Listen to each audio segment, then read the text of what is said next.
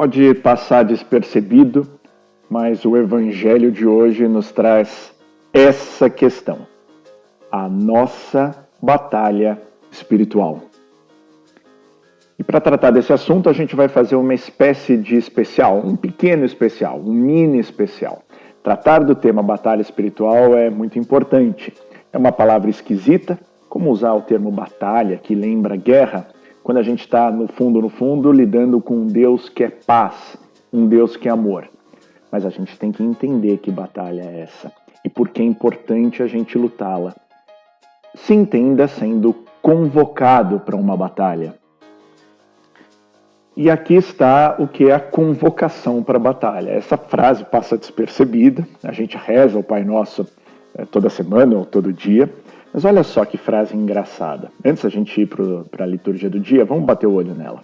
Venha a nós o vosso reino, seja feita a vossa vontade.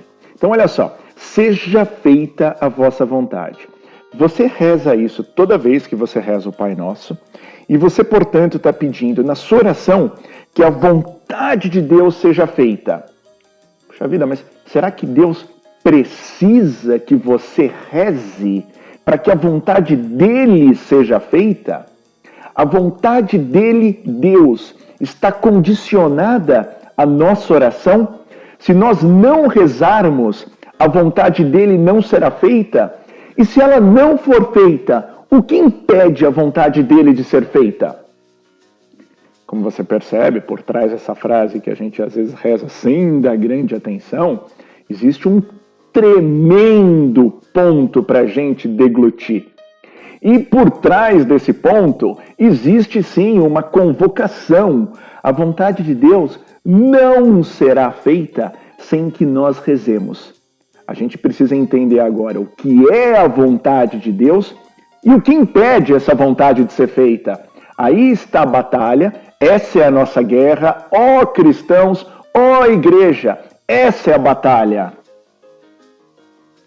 Antes de mais nada, para a gente ter de uma forma assim muito concisa, muito objetiva, qual é a vontade de Deus, isso naturalmente já está meio claro nos evangelhos do dia a dia que a gente tem feito, João capítulo 6, e hoje vai ficar mais claro ainda. Mas antes de chegar lá, vamos dar uma olhada nessa passagem, conhecida, famosa. Jesus estava perguntando quem ele era, então eles respondiam, uns dizem que é uma coisa, outros dizem que é outra.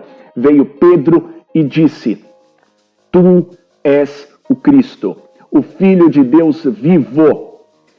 Essa afirmação de Pedro, ela equivale a comer o pão vivo. Ela equivale a se converter. Pedro se convenceu, Pedro declarou com toda a afirmação possível: Tu és o Cristo, o Filho de Deus vivo. Você não é um profeta, você não é um benfeitor, você não é uma pessoa sábia. Não, tu és o Cristo, o Filho de Deus vivo. Então entenda aqui nessa frase de Pedro a real conversão dele. Ele ainda vai fazer um monte de burradas depois, como qualquer cristão recém-convertido. E ainda recém-convertido, sem exatamente poder gozar dos benefícios do Espírito Santo. Mas aqui está a conversão. A conversão de Pedro é exatamente a vontade de Deus. A vontade de Deus não é exatamente o que a gente leu ontem. A obra de Deus é que vós acrediteis no meu Filho. Pedro faz isso aqui. E aí, tanto é verdade que vem Jesus e diz: Feliz és Pedro, porque não foi a carne nem o sangue que te revelou isso, mas meu Pai que está nos céus. Fundamental, porque a gente está exatamente no contexto de João 6, em que a gente está lidando com todo o ponto de que se converter, comer o pão vivo, acreditar, que é tudo sinônimo, depende de Deus. É Deus que atrai, de uma forma sobrenatural para Jesus, é Deus que dá o pão vivo, e aqui é exatamente isso. É Pedro dizendo: Tu és, me converti, agora eu acredito. E isso não veio nem da carne nem do sangue, mas do Pai que revelou. Essa é a vontade. Se você volta aqui no Pai Nosso, qual é a vontade de Deus? A vontade de Deus é que a obra dele possa ser realizada aqui na terra. e que nós acreditemos como Pedro acreditou. O que impede, então, isso de ser feito? Qual é o problema? Por que as pessoas não se convertem? Por que a nossa conversão às vezes é prejudicada? Essa é a batalha espiritual. Essa é o real foco das nossas atenções. Não é o coronavírus, não é as coisas materiais. São coisas importantes também. Não estou nem negando ou fugindo delas, mas existe algo primordial que é isso. E o que impede? Vamos abrir agora uma última passagem antes da gente ir para a nossa liturgia do dia. Efésios, capítulo 6, versículos de 10 a 12.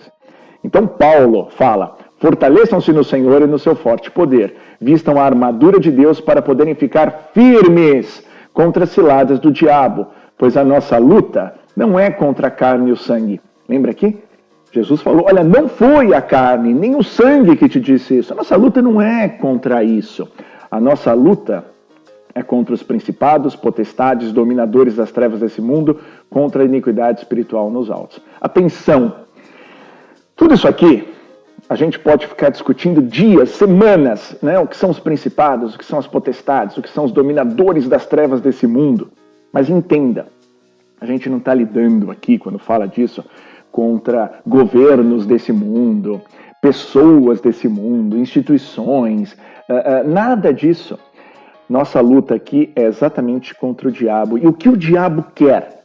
O diabo quer que a vontade de Deus não seja realizada.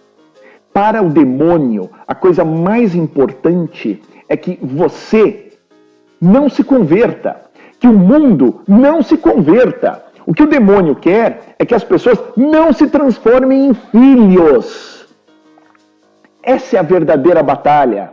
Você que está me ouvindo pode até ter no seu dia a dia, na sua história, imaginado em batalhas contra o desemprego, contra uma doença, ou agora no coronavírus, contra o coronavírus.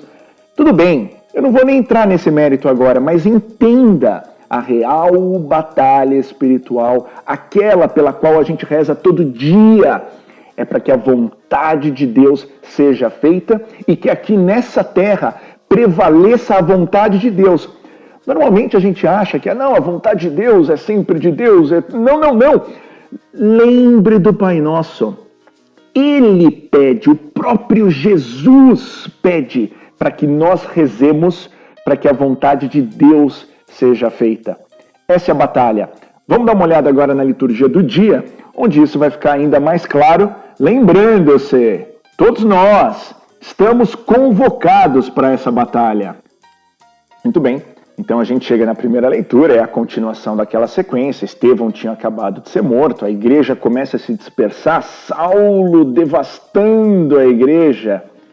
Lembrando, fazer a vontade de Deus, que é a missão da igreja, que é pregar esse evangelho, conflita com o mundo.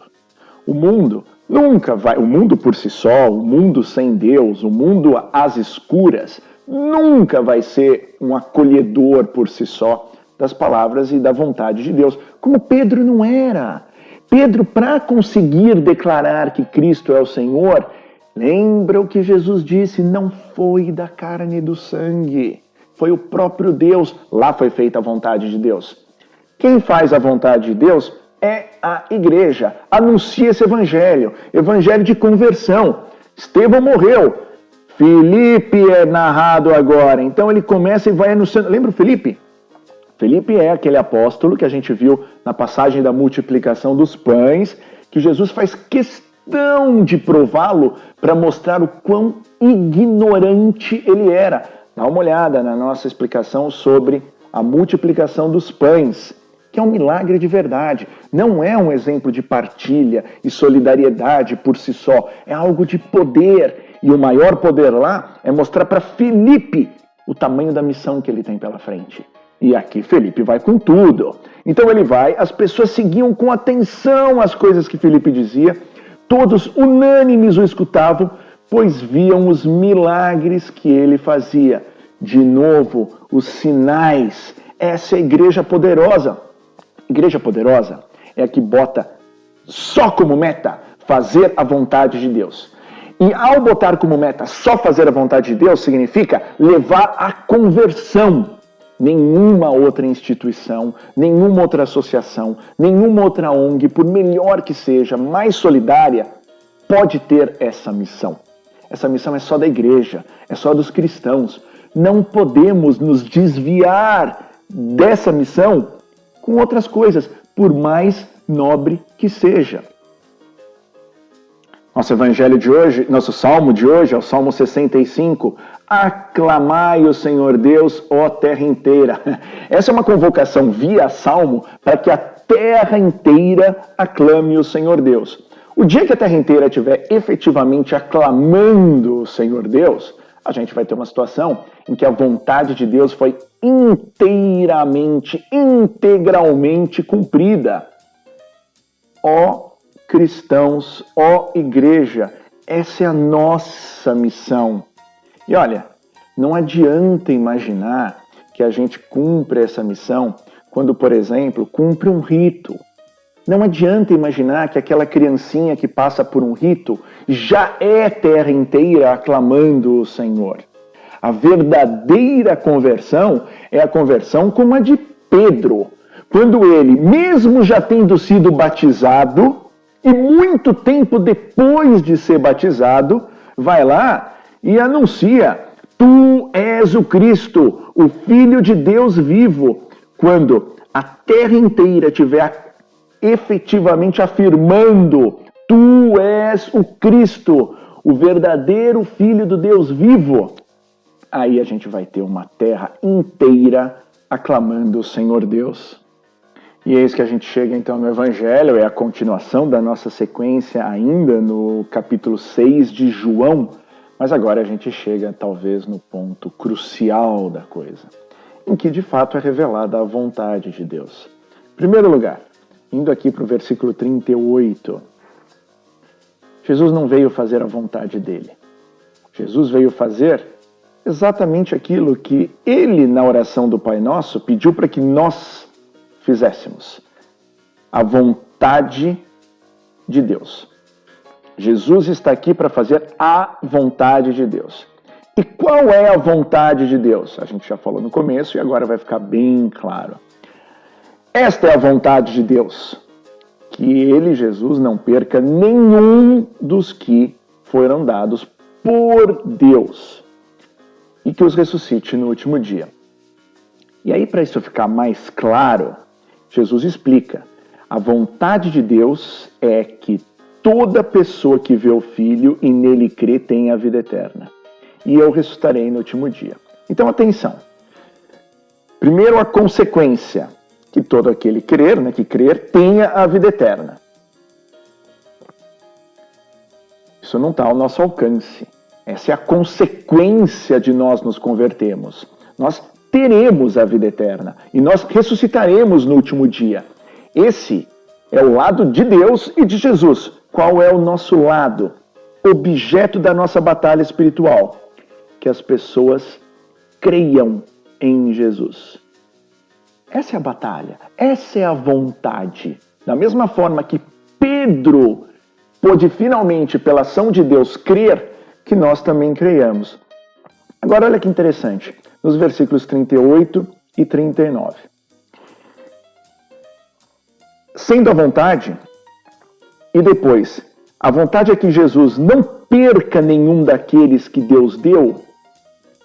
Olhe ao seu redor. Olhe verdadeiramente ao seu redor, olhe para a sua família, olhe para os seus amigos no trabalho, olhe para a sua rua, olhe para o país, olhe para o mundo.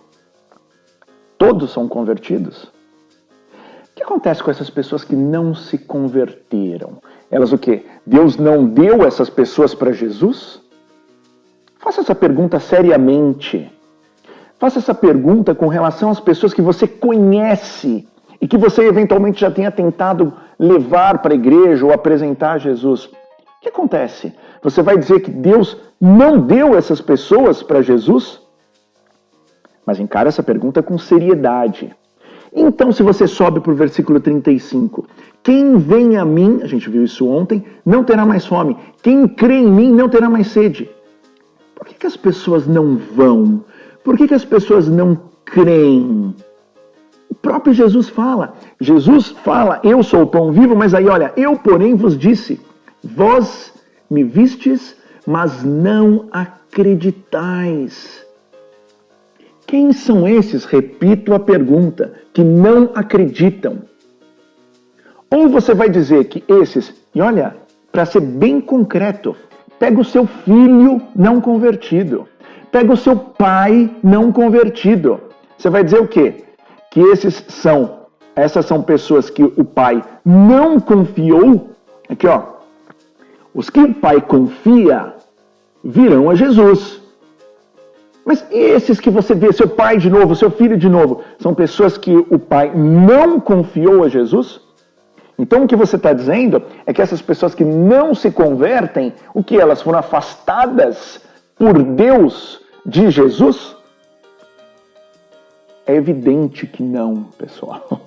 É evidente que não é isso. E é evidente que o que está acontecendo é justamente a nossa batalha espiritual. Existem forças demoníacas que não são a carne, nem o sangue, nem as instituições que vão fazer todo o possível para que pessoas que Deus deu para Jesus não se convertam. Não se convertam. Não foi exatamente isso que aconteceu com Judas? Deus deu Judas para Jesus. Mas Judas foi alcançado e caiu na armadilha do demônio. Essa é a nossa batalha, pessoal.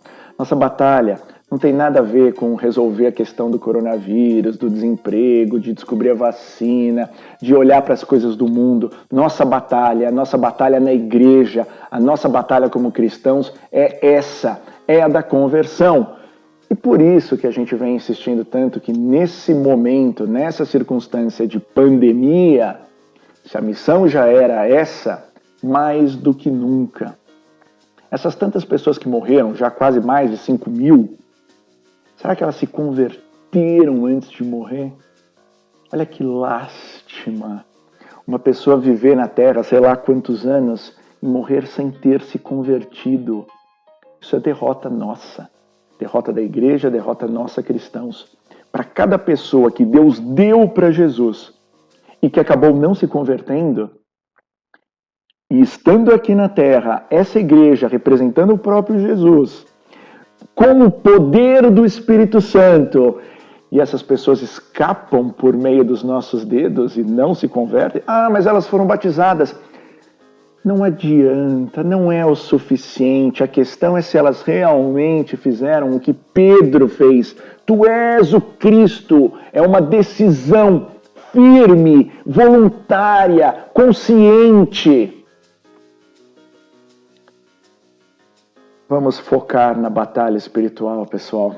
Essa é a nossa verdadeira luta.